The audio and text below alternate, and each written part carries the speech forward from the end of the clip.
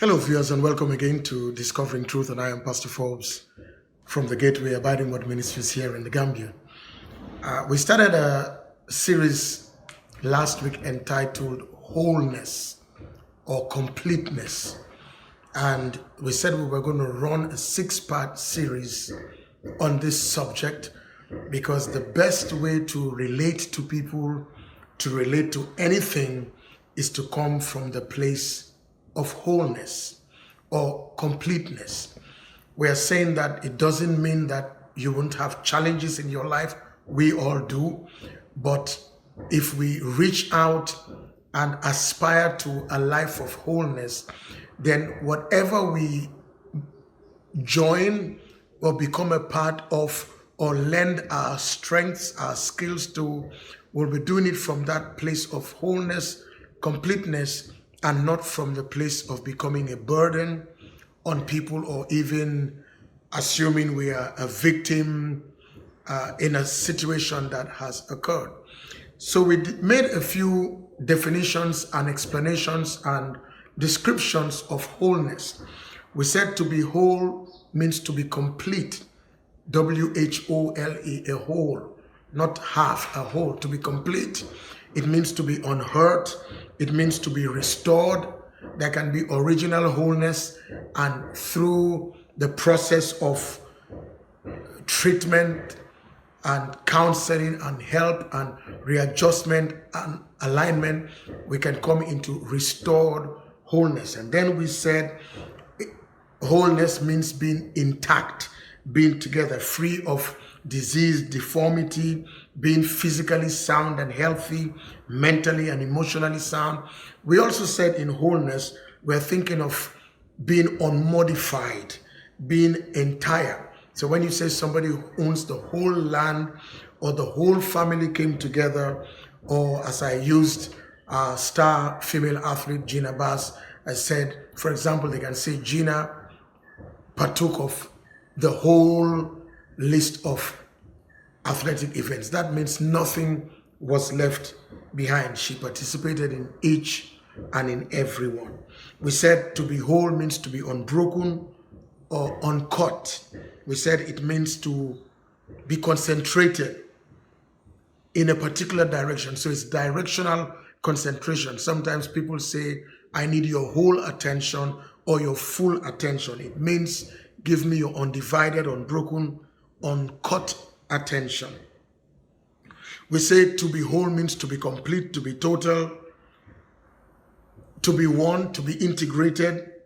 We said it means a coherent system of an organization whose parts are together. That is wholeness.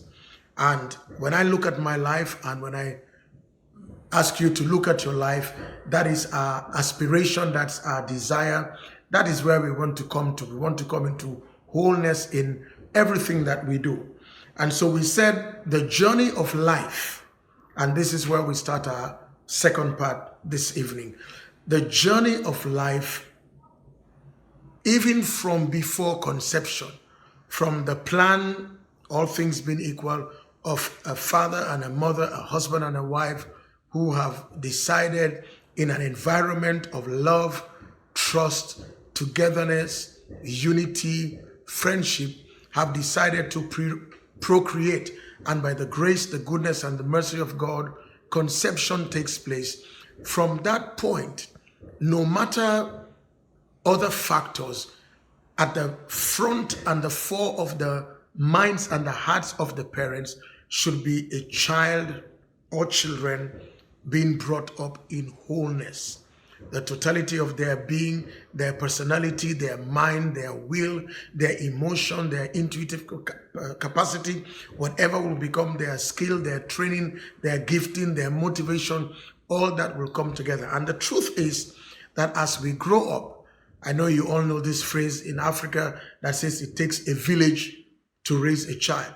So you find that not just the parents, in some settings and cultures, you have the godparents, you have guardians, you have mentors, you have religious teachers, you have child minders, you have the house help that helps you, the nanny that helps you, and then you climb a little higher, you go to a creche, a kindergarten, a nursery, you go through an academic system.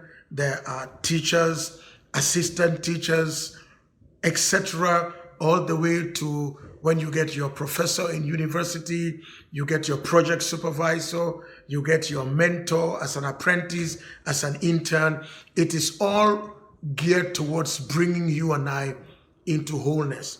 And as a matter of fact, even in the subjects that we are taught in school from grade 1 or primary 1 or kindergarten or stage 1, whatever we go through, by the time you go to stage 6, you've done quite a number of courses. By the time you get to grade 7 or Form 1 or Year 1, as they will call it, or Year 7, Form 1 in my day, that would be grade 7 now, and maybe Year 7 in some schools. You find that you're doing about 12 or 13 subjects, but you're not going to get your certificate, your qualification, your baccalaureate, your degree, your diploma in 13 subjects. Yet you need those 13 subjects or 12 subjects or more than 6, 7 to give you a holistic attitude in life.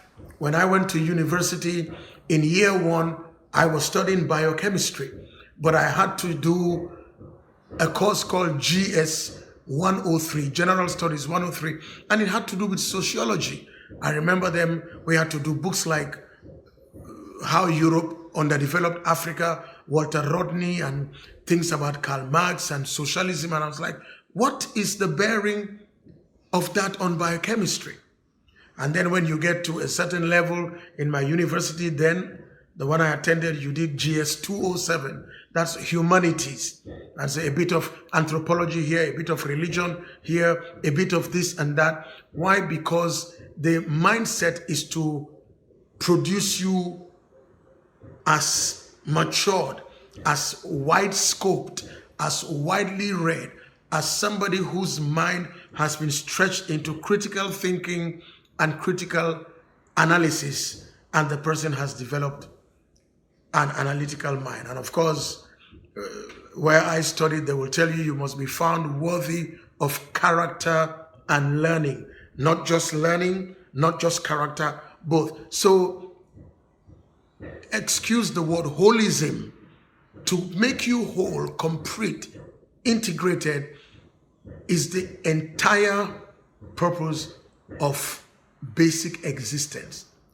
The greater part of it, of course, is that you find your own niche and the purpose why God gave you breath, birthed you through parents, yes, but gave you breath for you to do what He wants for you to do. So right from before conception into conception and all through the gestation period, depending on what you believe, I know people, and I subscribe to that belief, that would, place their hand on their belly and pray for that child or children, talk to that child or children. Sometimes they play classical music or some music, and you discover that the child grows up, by age 2, beginning to get rhythm and all that. Because, of course, it's a child, it's not a fetus, it's a child, it's a human life, and it is responding to the outside stimuli. So right from that point, the thought of a holistic life is being given, so that in the absence of what might be your desire and how you thought life would be, you are still an integrated person. And so whether the child is biologically conceived or is fostered, adopted, maybe you are a ward of guardians or you are guardians of a ward, it is the same thing. When I was a little boy, more than 50 years ago, and those in my generation and those older, and maybe a little bit younger, will remember that if you went to school or you went for studies or you went to college, your parents, your guardians will tell the head of that school, the teacher, the study teacher, in my language, in Creole, the parents will say, must left you yai panam. In other words, let them not go wrong. Let him not go wrong. Watch that left you yai panam is not just academic, it's truancy, it's the wrong friends, association, it's daydreaming, it's overplaying with a laptop, watching things they are not supposed to watch, and all that, because we want to let this child become a whole man, a whole woman. You talk about the family upbringing, you talk about grooming, you talk about anything along that line. It is the same thing. So as we grow up with all this that has been put in us that makes us qualified to live anywhere in the world and not be a liability. Now, in the midst of all this, especially generally maybe around your mid-teens to late teens and early 20s, mid-teens because all things being equal, around that age you have chosen your subjects for A-level, for prelim, grade 12, you've narrowed down, you kind of have some idea what you want to be, what you like, you found a mentor, an inspiration in somebody, and this is what you want to do. Sometimes it's even a generational line of lawyers, of musicians, of doctors, of pastors, of architects. So sometimes it's easier. But generally, anywhere around the mid-teens to maybe the mid-20s, you begin to discover what is your purpose, your desire for life, what God gave you his breath on the earth to do. And once you discover that, the next thing you do in added training is to develop the requisite skills and skill sets, abilities, training, intelligence to be able to actualize this dream. So somebody is a professor of medicine today. Somebody is a world-class athlete. Somebody is a superb entrepreneur. If you go down 10, 15, 20 years ago, there was a path and a trajectory that led them to where they have finally ended. And so once you have discovered that niche and that purpose, you start training and developing. And that's why sometimes even in school, the subjects you take are dovetailing into what you are going to become. Generally, these days, of course, anything can happen, but generally, and that is not wrong. So you want to do medicine. The general expectation is that you have to be good in math, chemistry, physics, and biology. If you know French, added bonus, but not necessarily. If you know Latin, added bonus because of all the medical terms. But it's going to be a challenge, not impossible, but a challenge for you to have read history, archaeology, foods and nutrition, and want to study medicine, or biology, chemistry, physics, and you want to go into music, ethnomusicology, or something like that. So there's going to be precursors, again bringing you into the wholeness of who you'll become in that field. So once you start developing these giftings and trainings and abilities and competencies, you're walking along the pathway to your purpose. Then you start envisioning, I'm going to be a doctor, but I'm going in this way.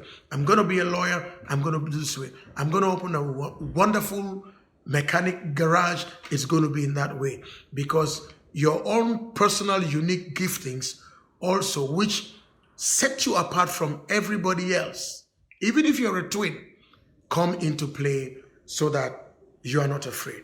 So you now put your little extra flavor, maybe acquire a little bit more skills in project management, in something, and you are ready.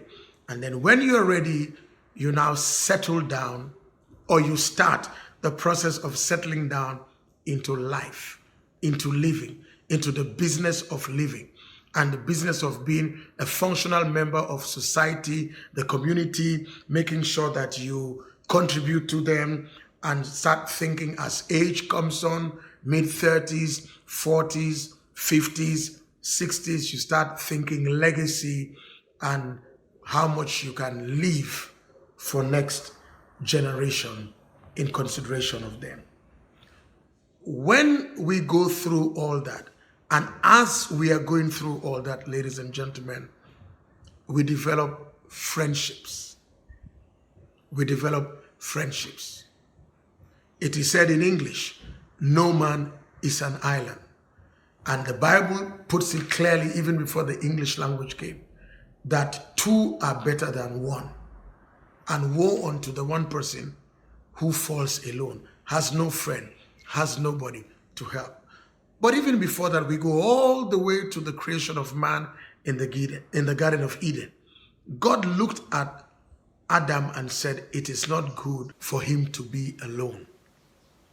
God does not want our aloneness and our loneliness.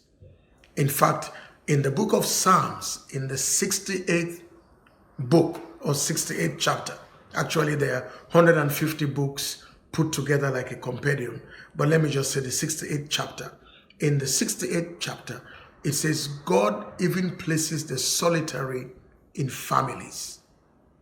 And as you know, in a lot of our African cultures, if the head of the family dies, there's going to be a system culturally, sometimes just for fun, and it's just in symbolism that that family does not remain without a family head who in our culture is male because he was a married man. So sometimes they choose a brother, a nephew, or somebody who becomes like by proxy the new family head. And the import of that is not for the mother to now marry him, but it's just for symbolism for the family to know that they are covered by a head. So the issue of being lonely and alone and an island does not arise. That God even sets those who are in solitary places into families. I want to read one scripture, and that will lead me towards the end of segment 2, and then we'll get into segment 3 or part 3. And I want to read from the book of Proverbs. I'm going to read one verse, and that is verse 24. Listen to what it says. A man who has many friends, or a person who has friends, must themselves be friendly. Or, to put it another way, in another form, if you want to have many friends, you must be friendly. You can't live by yourself. In fact, chances are you may get into mental issues and depression and so many things. So you need friendships. Through friendships, we can exhale, we can breathe out, we can let our hair down, we can laugh, we can joke. So it says the person who wants to have many friends must be friendly. Then this is what it says. And there is a friend who sticks closer than a brother. See, brother is biological. Friendship is choice. If you have a brother, you didn't choose him.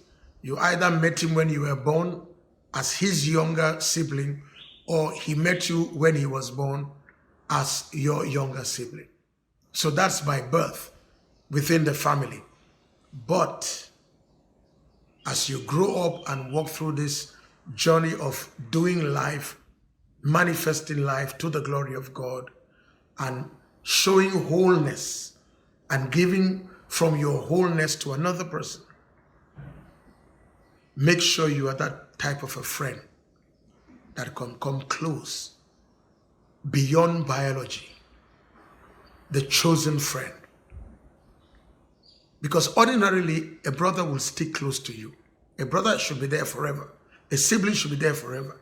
But it says that there is a kind of a friend who will even go beyond the brother.